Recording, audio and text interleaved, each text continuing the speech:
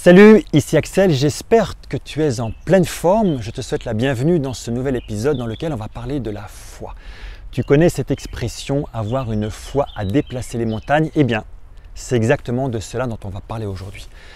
Je vais déjà te raconter une petite histoire vraiment simple pour pouvoir t'illustrer ce qu'est la foi. Nous allons ensuite voir ce que c'est que la foi et une différence par rapport à une croyance. Et ensuite, j'aimerais te montrer, t'expliquer une méthode pour pouvoir toi aussi développer et avoir cette foi à déplacer les montagnes. Tu vois, je me suis mis dehors, nous sommes en plein mois de juillet, il fait extrêmement chaud et dans ce petit village de montagne, les paroissiens sont aussi des paysans et il manque d'eau. Alors, nous sommes dimanche. Ils vont voir le curé et ils lui disent « Mais père, comment pouvons-nous faire pour demander à Dieu d'avoir plus d'eau » Le père leur dit très justement « Mes chers, priez, mais priez avec beaucoup de foi, tous les jours. » Alors les paysans s'en retournent. Une semaine plus tard, bien sûr, l'eau n'est pas venue. Ils vont voir le père et leur disent « Mais père, nous avons prié tous les jours avec beaucoup de foi, mais l'eau n'est pas venue. Qu'est-ce qui se passe ?» Alors le père leur dit « Mais je crois que vous avez prié tous les jours, voire même plusieurs fois par jour.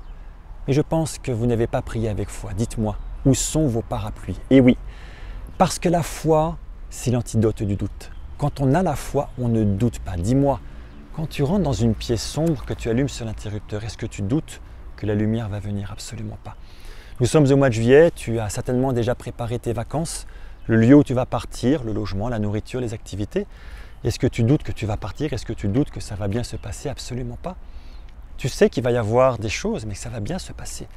Et c'est bien là la différence entre la foi et la croyance. La foi, c'est une évidence.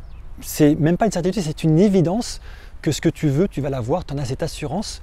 Tu ne sais pas forcément comment les choses vont se passer. Tu planifies des choses, mais tu ne sais pas forcément. Mais tu sais que ça va se passer. Alors qu'une croyance, elle se situe vraiment au niveau du mental. On vient de faire quelques capsules, quelques vidéos par rapport à l'ego. C'est quelque chose que tu crois vrai pour toi et c'est tellement vrai que parfois tu as envie d'aller le convaincre les autres, voire même d'essayer de les changer pour qu'ils soient dans la même vérité que toi. La croyance est au niveau du mental, la foi elle est vraiment au niveau des tripes. La foi c'est vraiment ton âme qui s'exprime. Alors comment on peut faire pour pouvoir développer cette foi? La première chose c'est de développer un focus sur une seule direction à la fois. Tu sais, j'ai cette petite anecdote, de ce passager qui sort d'un aéroport. Prenons par exemple l'aéroport de Saint-Exupéry près de Lyon. Il rentre dans un taxi et il dit « Emmenez-moi à la place Bellecour ». Le taxi s'exécute. 5 minutes plus tard, le passager lui dit « Oh, puis non, finalement, j'aimerais aller à la place des terreaux. » Ok, le taxi change de direction. Puis 5 minutes plus tard, il lui dit « Écoutez, finalement, si on allait à Écully ?» Puis au bout d'un moment, vous m'avez compris, le chauffeur de taxi lui dit « Mais dites-moi, où est-ce que vous voulez aller directement ?» C'est exactement la même chose. Si tu as un focus qui change toutes les 5 minutes, ton cerveau ne sera absolument pas là où te guider. Avoir la foi, c'est une évidence de ce que tu vas faire, de ce que tu vas devenir, de ce que tu vas avoir, mais sur une seule direction à la fois. Première chose. La deuxième chose, c'est bien sûr passer à l'action. Les choses n'arrivent que lorsqu'on est dans l'action, mais c'est une action en faisant comme si. Tu sais, c'est comme lorsque tu étais gamin, tu jouais aux gendarmes et aux voleurs, tu jouais à la maîtresse, tu jouais à l'infirmière, mais tu y croyais tellement, tu avais cette telle foi que tu l'étais, que tu étais vraiment ces personnes-là.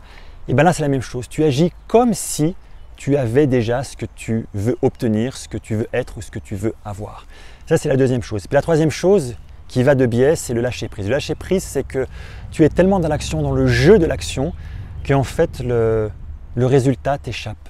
Le résultat ne t'appartient pas. Ça, c'est la troisième chose. Et la quatrième chose, c'est que lorsque tu vas être dans ce chemin, tu ne vas pas être dans la rigidité de dire « j'ai fait comme ça, je ne bouge pas ».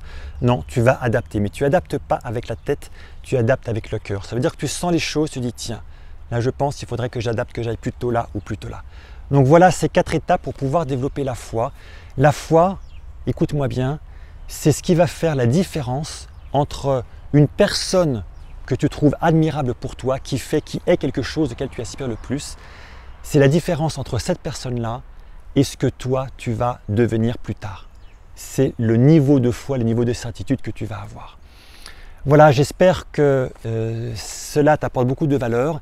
Si tu aimes bien, n'hésite pas à t'abonner, à laisser des commentaires. J'espère que ça va t'aider à devenir le leader que le monde attend. Quant à moi, je te dis à très bientôt. Ciao!